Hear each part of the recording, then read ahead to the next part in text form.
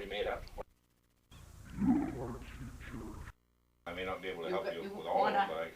You want some scratch paper? No. I mean, some notebook paper? I'll tape it. We're gonna get a report off it anyway, so. Okay, I'll try to shut my mouth. That's okay. That's all right. This is just so she can have something to fall back on when we go home. This one isn't too difficult, but when were you born?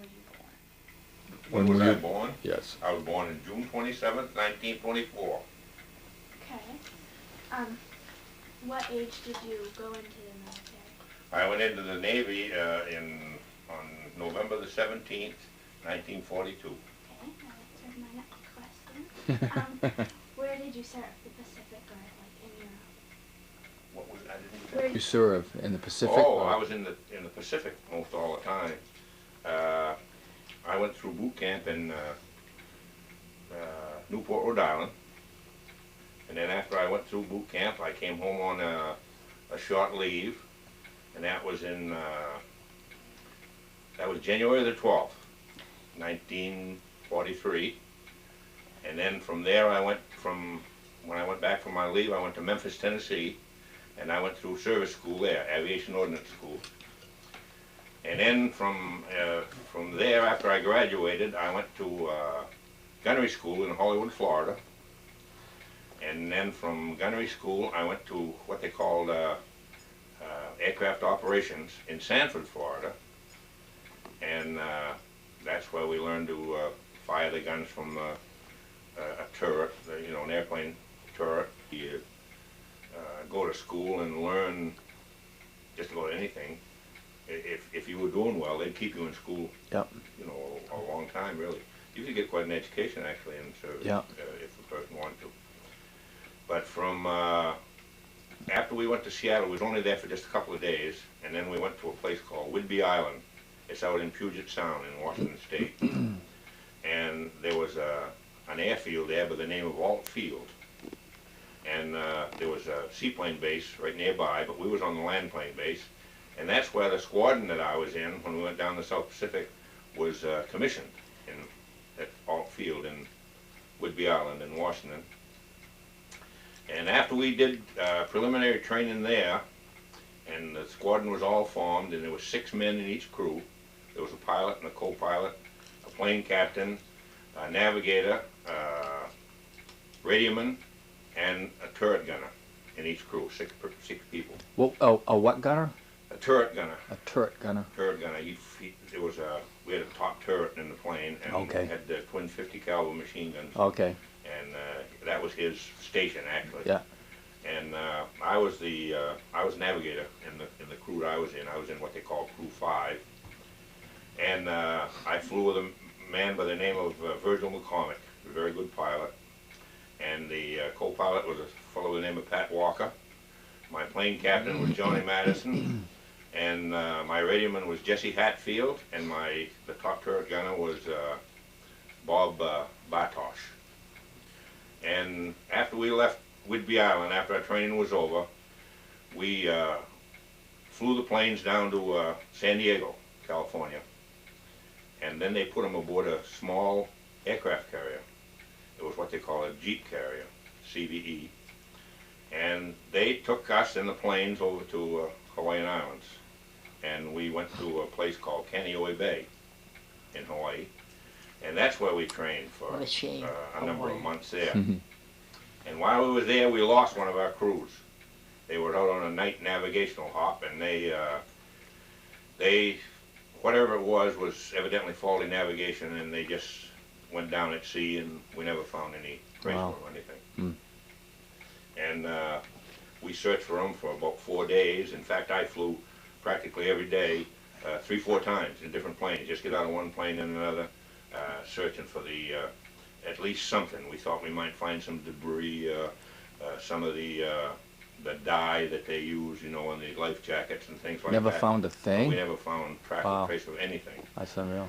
They did get a little information that they were lost, and they had called the tower, and for some reason or other, they didn't give them the right position or something.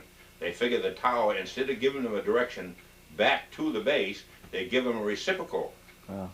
So actually they were going away from the base, and so after a short time they'd run out of fuel anyway, and Yeah. so that's what happened. Wow.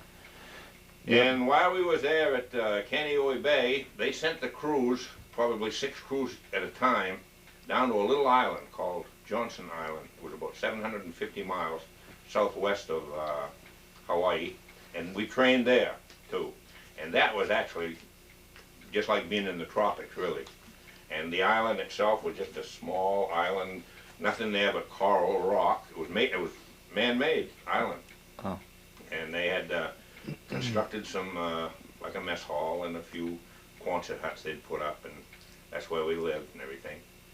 And after we spent a while there training, then we went back to Hawaii again, and then from then on the squadrons all flew back to what they call an advanced base. We went to, from Hawaii we went to the island of Canton. That was in the Southwest Pacific. Then we went to Palmyra, was another island, and then from there we went to Tarawa, the island of Tarawa. And of course they had just secured Tarawa a short time before that. That was the 4th Marine Division, and I guess the 27th Army Division had gone in there and invaded the place, and they had just secured it a short time before that. So we were one of the first squadrons to operate off of that place. And while we were there, we were bombing different islands in the Gilbert chain of islands, and the Marshall Islands, and Kwajalein wasn't far from there. We bombed an island called Nauru, and a number of these. They were more or less just nuisance raids, that's all, to in case if the Japanese were building up anything, then we were just supposed to knock it out and make sure that they didn't get a foothold or anything like that. And after we spent quite a lot of time there, I can't remember the different dates where we were, because that was a long time ago. That was over 50 years ago. And but then we went from there to Eniwetok, or at least we headed for Eniwetok, the whole squadron. But while we was on our way to Eniwetok, we were about 180 miles from Kwajalein, and we had engine failure in our plane.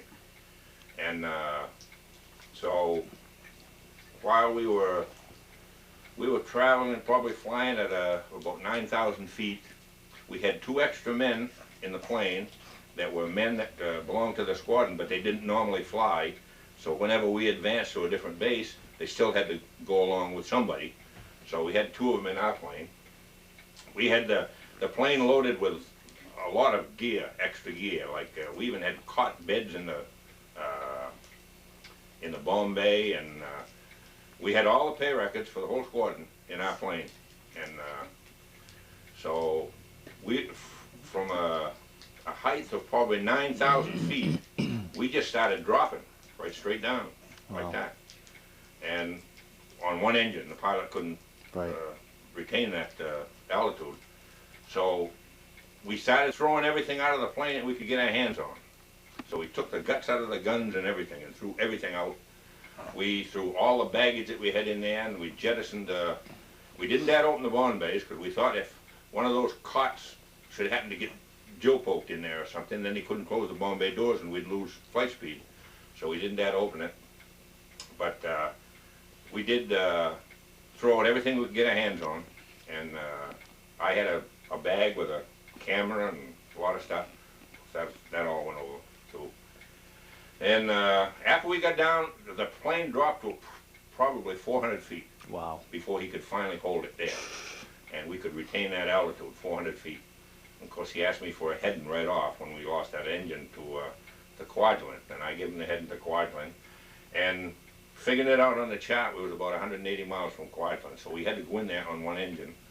And we still had the extra 2 men and everything. And when we got down to 400 feet, we even cut the parachutes off the one-man life raft. And we threw the parachutes overboard because we figured at a height of 400 feet, it wouldn't do you any good with the parachutes. Not at that time, anyway, the types of parachutes that they had. But we did keep the life raft. And the good Lord was with us because we came into Kwajalein all right, and we landed on one engine, and everything turned out fine. Been some tense moments as There you're was, unpacking and I'll that tell you, plane. there was some, and I know for a fact that I heard that other engine cough a couple of times Oh, wow. while we were coming in. And if we'd have lost that engine, then we'd have gone in, Yeah. for sure. Wow. But while we was at Quadrant, they took that engine off, and they did a lot of work on it and tried to repair it and everything like that. But it still wasn't running good. And not too far from there, there was an island called Roy Namor, and the Navy had a supply base there. Well, after communicating with them, we found out that they had an engine that was similar to ours that they could put on the plane. So we flew the plane over there, and that engine was still fouled up, but it was running. And so after we got it over there, they replaced it. Everything seemed all right. And while we were going into Quadrant on one engine, there was one crew that dropped away from the rest of the squadron and flew in with us, just in case anything happened. If we did have to go into the drink, then they could radio the position and all this and that, and they'd send out somebody to look for us to try to pick us up. And the pilot of that crew, his name was Lieutenant Sandy. That was his last name, Sandy. And he got shot down later on in one of the bombing raids, and everybody in the crew all got killed in that particular incident. But after we left this Ruin of Moor, then we were all by ourselves then. We had to fly to Tinian. That's where the rest of the squadron went. And on the chart that when I plotted the course that morning for before we took off, it was a distance of a little over 1,000 miles from where we were to where we were going. So I remember making a line across the course that we were going to fly exactly halfway, because I was leery of that engine that they had put on, and I figured then we get beyond that line, there was no turning back. It was just go. That's all. So we did. We took off. I can't remember the date when it happened, but we managed to make it all right, no problem. We got to Tinian all right, and when we landed, of course, all the other planes were there, and the crews were there and everything. And the first guy that I saw when we landed on Tinian after we got out of the plane was a fellow by the name of Bob Eastman, that was down in Peru. And of course, I knew him, who he was and everything, and he happened to marry a girl that was in my class in high school. And so it was kind of nice, being able to see somebody close to home and everything, and so we talked. But when we were there in Tinian, all they had was for us to live in and everything was tents. And we had a mess tent. Everybody had to drink water out of what they call these Lister bags. They were these great big canvas bags that hung out there in the sun, and that water was just as warm as could be, But we were there for quite a while, and while we were there, of course, the Japanese bombed the place a number of times because they had, this was called the Mariana Islands. Tinian, there was Saipan, a number of other islands, Rota, Guam, they were all in the Mariana group. And a little north of that was what they call the Volcano Islands and the Bonin Islands. And the Japanese had bases in some of these places. And so they were sending planes down and were bombing our outfit and everything. And I remember one night that I think they sent down around 24, 25 planes, and they were bombing our outfit. And of course we were all in bed and everything. But there was a 90 millimeter battery right out beside of our tent. And it was manned by a crew of Marines, United States Marines. And they started cutting loose with them 90 millimeters, and of course, boy, they made quite a racket, And of course, the bottom flap of the tents were all up because it was so hot and everything there, and we could see those traces and everything coming down, tracer bullets coming down, landing in the ground and everything. But these planes come in real low, and the next morning, after the raid was all over, there was a group of fighters from Saipan and from Tinian, the Navy fighters, and from Guam. They went back, they headed north, and they got up there so that when the Japanese decided to come back home, they'd be between them and their base. Mm. Well, they claim they shot down every one of the Is that right? planes on the way back.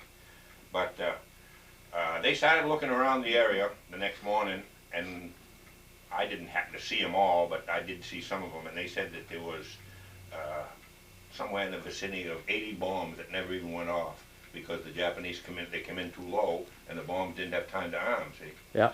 So when they dropped them, they just, Wow. they just were duds. Wow. And they were just laying there. Yeah. And then I spent 10 months there on Tinian, and we bombed a lot of different places from there, and mainly we were doing anti-submarine work too. And we'd go out on these, fly these different vectors and everything, and see if we could run across any Japanese submarines or Japanese shipping or anything like that. And we had 6 rocket launchers under each wing of our plane, along with, we had 7 50 caliber machine guns that would fire forward in the plane. And we did a lot of what they call glide bombing work. It wasn't dive bombing, but it was glide bombing work. It wasn't going straight and dropping your bombs. And a lot of strafing and stuff like this. And we did occasionally run into some Japanese ships.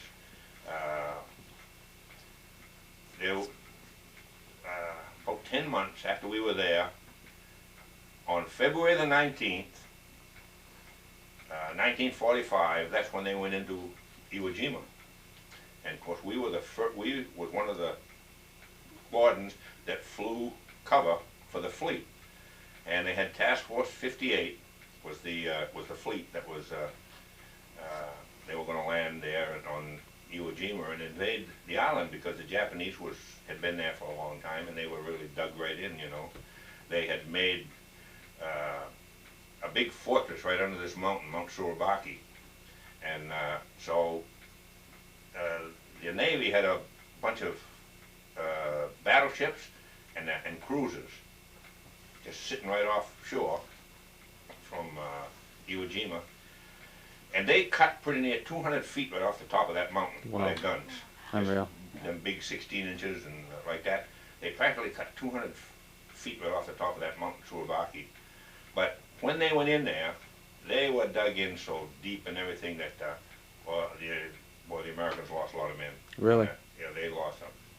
I don't know how many thousand it was, but there was something like up and around 50,000 Wow. casualties in that little island. Wasn't a little island only about 2.5 miles long and probably a half a mile wide. It had 2 airfields on it.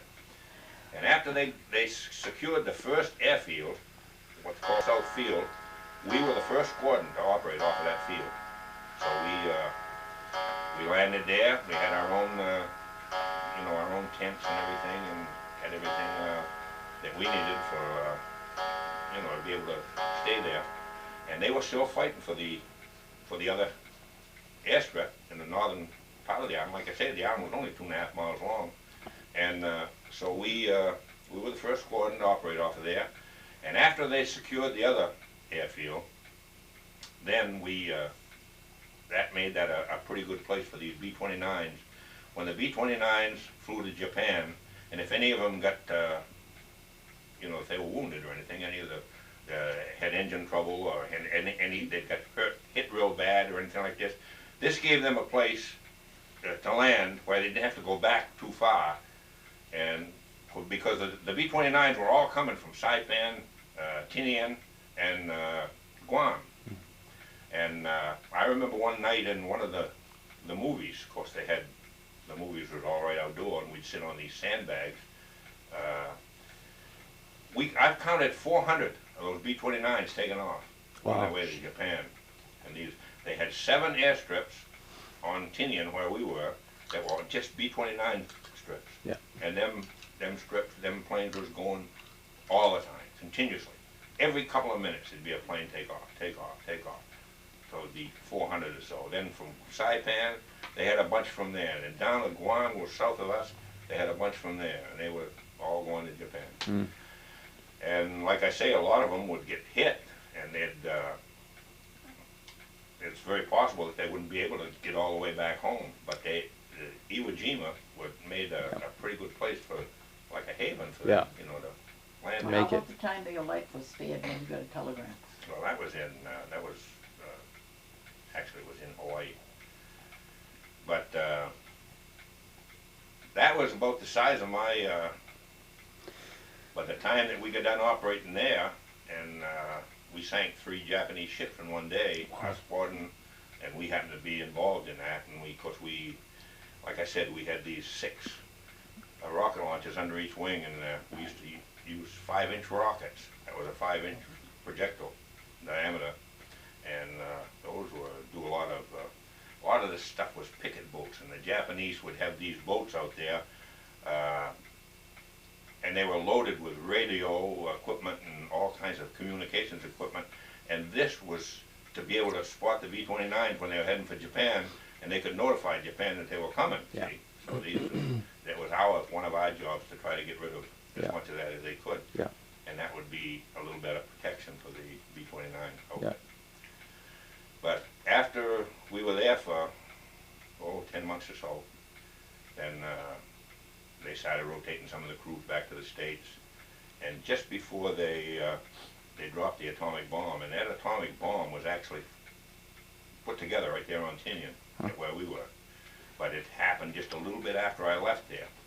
But there was B-29 pilots that would come in our area where we were, and they'd want to play cards or, you know, shoot crap or stuff like that. And every once in a while, one of them would make a statement like, well, the war's going to be over in 3 months. And of course, nobody believed that, you know, because the way things were going, we figured Japan was being backed against the wall and everything. But knowing those people the way that we did, dying to them was a glorious thing to do if they could do it for the emperor. Right. So we figured they'd just fight till the last man, and that was it. So saying something like the war would be over in 3 months, well, we didn't figure it. But evidently they knew something, see, but they didn't say nothing to anyone. Mm. Sure enough, they in August they dropped the atomic bomb on Hiroshima, Nagasaki, and that ended the war. Yep. Yeah. And at that time, I happened to be in. I was in right next to Cocoa, Florida, but it was actually Banana River Naval Air Station, which later became Cape Canaveral, which now is Cape Kennedy. Yeah. So that's where I was when the war ended. So that's about it. What else? You got some other, just to Let's see. speak up. How did you feel when you heard that the Japanese bombed Pearl Harbor? Well, the morning that happened was on a Sunday morning, and I was sick, actually, at home. We were living down 125 Rumford Avenue, and I was sick, and I was laying on the couch when we first got the word that had happened. And of course, I was only 17 years old, so I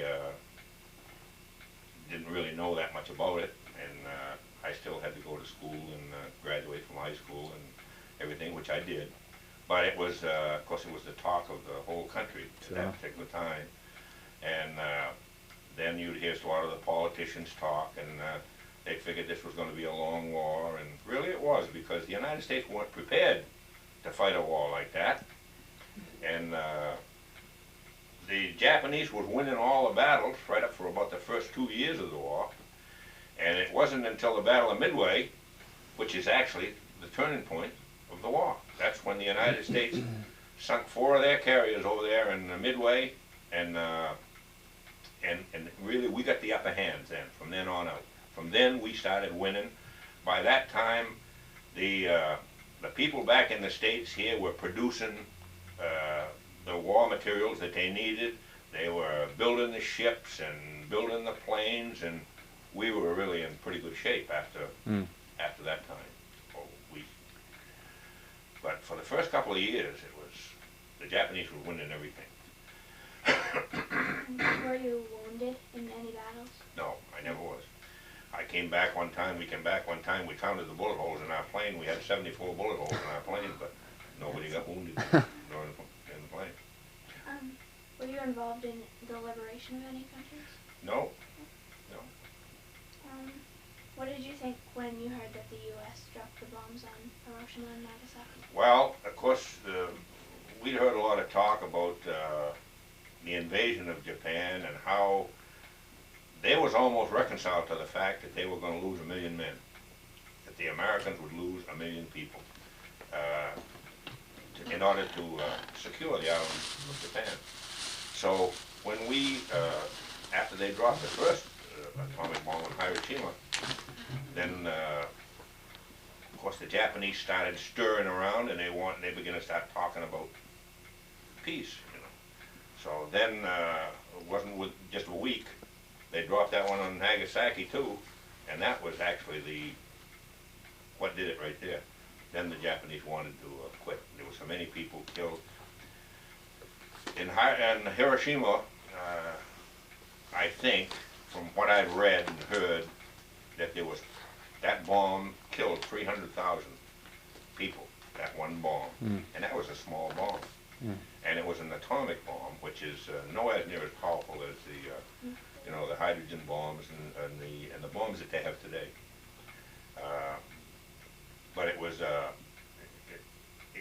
everybody I think in the United States believed that it really saved a lot of American lives by dropping those bombs, and I really believe it did too. So we were pretty happy about the whole thing. Yeah. And now the way that the nuclear power has been used for nothing more than armament and weapons of destruction, it's really sad to think that that had to happen. It's too bad that they couldn't have used that nuclear power for peaceful purposes, which would have been great, but there's very little of it been used for that. It's been mainly these, and that's something that I don't like at all.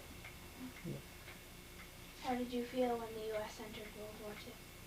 When we entered World War II, well, that was, of course, that happened quite a while after the war started over there in Europe and everything. The war started over there in 1939, and the United States didn't enter the war till a couple of years later. And but after they did enter the war, there had been so many things go on, and we could see how Germany was chewing up all of these small countries over there in Europe, taking them, and their word didn't seem to mean anything because they were negotiating with this Neville Chamberlain was the Prime Minister of England at that time, and they would think that that Hitler was you know, ready to sign some kind of a peace agreement, and then all of a sudden he'd gobble up another one of these countries. So we felt that we could really do a lot to help put an end to the whole thing. And so I guess at that particular time, and everybody seemed to be real patriotic at that time too, and so we were more or less happy about it. And by then, these shipyards began to boom, and the airplane factories began to boom, and all of these, there was jobs for everybody, and Women people got were making good jobs. money, Yeah. and so it was really quite a boom in that respect. Was anybody ever killed in front of you? Anybody what? Killed in front of you? No, not really. That you mean somebody that I saw up close, right? No, not that I. No, but tell about the time that you got the thing and your Well, plane that left was, and you. that was, yeah, but that was, we was in Hawaii at that time, and it was, we were supposed to we was flying in what they call an SNB. It was a twin engine, but it was just a training plane, and we were supposed to go out this morning, and each one of the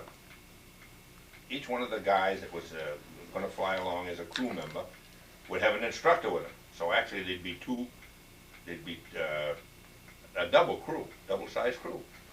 Really, it'd be for a pilot there'd be an instructor. For the co-pilot there'd be an instructor. For the gunner there'd be an instructor. For the navigator there'd be an instructor. So the thing was overloaded to begin with. But that's the way they did it. And but before the plane took off and everything, I got a telegram, and I went back to get it. You know, and while I did, the plane took off, and Took off without you? yeah, that was my father was in the hospital. And he never came back. And they never. And that plane crashed right just a little bit after takeoff, and there was a 110 Seabees had a camp not very far from the end of the runway, and that thing crashed right into that, so killed everybody. Tappy was in the hospital at that time, that's what the telegram was. And that's what saved him. Yeah, right. Have you ever had contact, or a lot of these guys that you flew with and served with, do you still have? In fact, I get a phone call quite We often. went to a reunion. From, You did? A couple of the guys that, in fact, I got one the other night since we had that ice storm. Yeah. That, and he lives in West Virginia. And Okay. then there was a number of them sent cards and things when we had our anniversary there last summer. Yeah. Up to Rhonda's. Uh-huh. And yeah, and every time of course we've had reunions Okay. too, and they've had the first one they had was in 1988. It was in Green Bay, Wisconsin, and it was That was nice. it was very nice. It was really nice. We drove over. We went up through Canada and drove over that way, and we got to Sault Ste. Marie, and we went back down into Michigan, and then went to Green Bay. And that's the first time, actually, would have been 43 years since we'd been together. Wow. And it's the first time that we ever saw any of these people's wives. And about how many Of were course, there nobody was there? married when we were in service. Right. They were all kids. Yeah. Yeah. Yeah. Yeah, they were. They was all 18 years old, and you know, the pilots were in their early 20s and like this. Yeah. And so very few of them were married, and we hadn't seen any of their wives, and of course their wives were there at the reunions. And then they had a reunion at St. Paul, Minneapolis, Minnesota. And then they had one at Branson, St. Louis, in Missouri. Then they had one in San Diego. They had one in Pensacola, Florida. And they had one in Boston last year. Well, actually it wasn't in Boston. It was down to off Cape Cod. The Cape Cod Hotel is where everybody met and everything like that. But they've had a lot of them since 1988. Yeah. 88 was the first one. And then, of course, there was a number of the guys that didn't make the first one, but then they'd go to the second one and like this. Quite a few died since then, though. But Yeah. there's been a number of them died Yeah. since then. Yeah. And everybody there in Virginia isn't well. No, and his wife isn't well either. Yeah. In fact, I sent him a videotape of the ice storms. I had two. I had the Channel 13 Right. one and the Channel 8 one, and I sent them to him. Oh. Yeah. So Okay. Are those your medals up there? he gave me that frame. The guy that lives in West Virginia, and he had one like this in his home when we went down there. We were down there a couple of years ago to his home, and he had picked that up at the naval base in Norfolk, Virginia. And he's got a son-in-law that is a colonel in the Marine Corps, and he was stationed there in Norfolk, Virginia. So Dale, his name is Dale. My oldest son was named after him, Dale Hall. This guy's name is, and him and I were the best of friends. And I happened to see that one in his the living room there, and I was kind of admiring it. The next time he got a chance, he went to Norfolk, Virginia. They had one of them left. That was it. He bought it for me and sent it to me. And then, of course, I put all that stuff in there. That's all my individual, the ribbons and everything. My crew that I flew with, and the planes that we were flying in. Oh, I gotta get a picture of those. Yeah.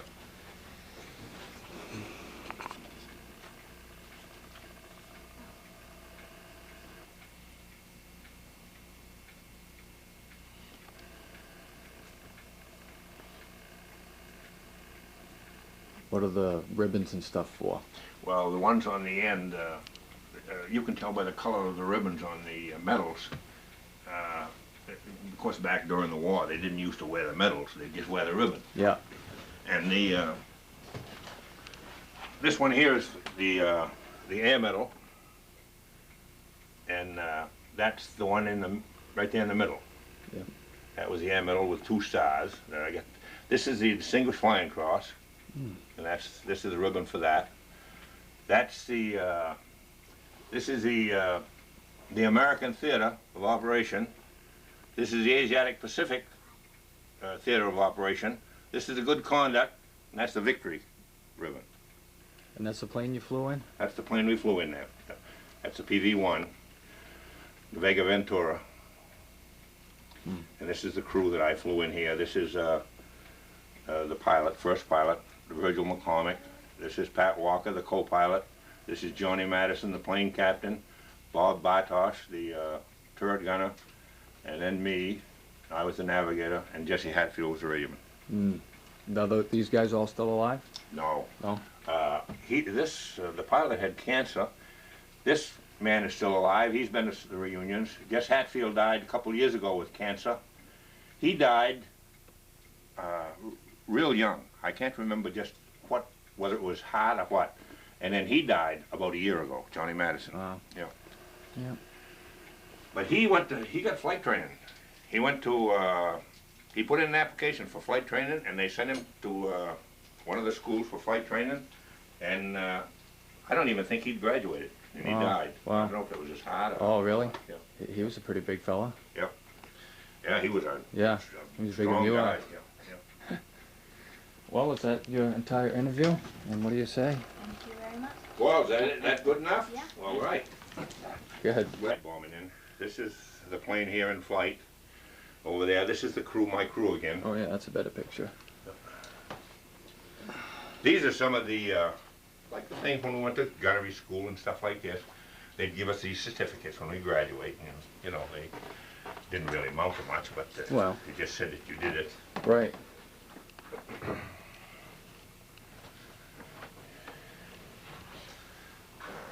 Is this the type of, That's the aircraft carrier, the type that I was on, yeah. Yeah. That's what they call the Essex class. right, That there's the Yorktown, but it was, I used it, I put those planes on it like they were the Doolittle's B-25s. did they cram that many on like that? Yeah, they had 16. Wow. I lost one down behind here and I can't get it. Yep. Oh, They had 16 on there. This was a PBY. That was one of the most durable airplanes you ever saw. yeah. This was the first jet that was ever built. It was the German, and that's the Messerschmitt 262. Huh. Yeah, that was one of the dive bombers that went aboard ship. This is like what you flew on here? Right, that one and the one up there. Yeah. That one there. This is a P-40. Oh, this is a P-47, and it was they had most of them were in Europe.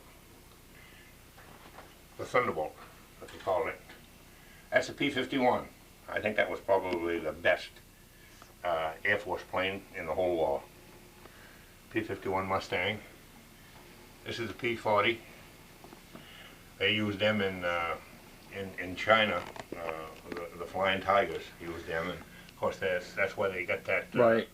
the shark's teeth and everything there. When you say that we weren't prepared for a war like that, were the Japanese actually ahead of us at that point in terms of their Because preparation? They had been planning this? Preparing for this, Yeah. yeah. And that's one of the reasons that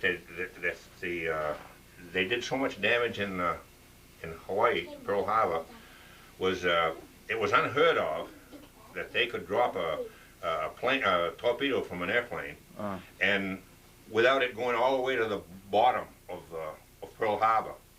But the way they constructed theirs, they had some wooden fins or something on them and everything. Right, This was all planned, and of course they didn't go all the way to the bottom. right, But they sunk all those Right. ships right in Pearl Harbor. right.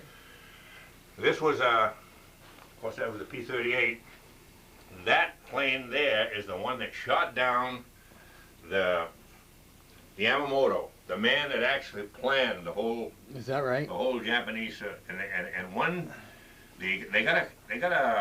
they broke the code of Japanese communications, and they found out that he was going to fly to the island of Rabaul near Guadalcanal, and that he was going to go there to inspect the troops and the bases and all this and that. And once they got word that he was going to be on that plane, they sent those P-38s out. Wow. And he got was it. flying in what they call a Japanese Betty Yeah. bomber, and they got it. Huh. They got him and everything. This was that's a Stuka dive bomber. That was the German Stuka dive bomber. And that was I was on an aircraft carrier. This carrier here, right there, the USS Princeton. And here it is here again. That was before I got out of the service. The last 2 years that I was in the Navy, I was on that carrier. And I played ball over in Hawaii, and this is some of the ball team that we had. and everything.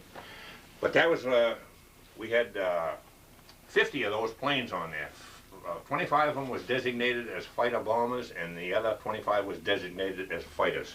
And that was a great airplane, really was. Yep. This is an SBD dive bomber. That was the early type dive bomber that they used when the war first started. This is a TBF, torpedo bomber. The Dive Avenger. bomber. I mean, they actually have to be diving when they they went release. straight Yeah. down. And their wings, I'm telling you, had to be strong Yeah. on kind of the pull-up. Oh, yeah. You know. Yeah. But they had what they called diving brakes that they, on the wings, Yeah. that they would drop down, and of course that would actually give them more lift, and it would Yeah. kind of slow them down quite a bit. But that was the Avenger, the TBF, and when I was on the carrier, that's the plane I flew in there. Mm. There was 3 men in the crew on that plane. Mm-hmm. That's the Japanese Zero up there, and that is the F6F, the Hellcat. In fact, that plane there probably shot down more Japanese Zeros than any plane in the Pacific. You know? Wow. And they were scared to death of that too. Huh. The Japanese were, after they had seen it a few times. Yeah. So we didn't Which was the forerunner of that. Didn't have the speed, didn't have Right. the maneuverability or anything. right? So And the Japanese, they could run circles around everything. yeah, but then as the war went on, we Right. get caught up and went ahead of Yeah. them. Yeah. Very interesting. Yeah. Very. And these are some of the cats that we've had from the. Reunions. That was the Pensacola Yeah. reunion. Then I got one over there. That white one was the very first reunion we had, and that was the emblem that we had on our jackets. Oh, really? That was the. Right on.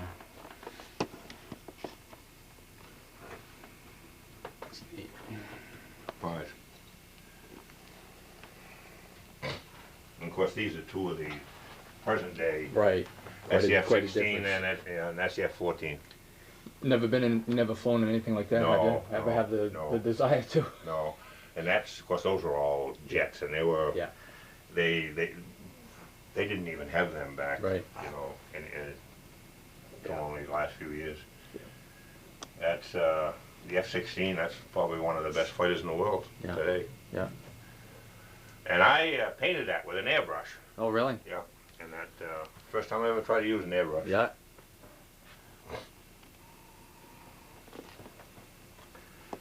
And I used to like come up here and watch television. Oh, yeah. And, you know,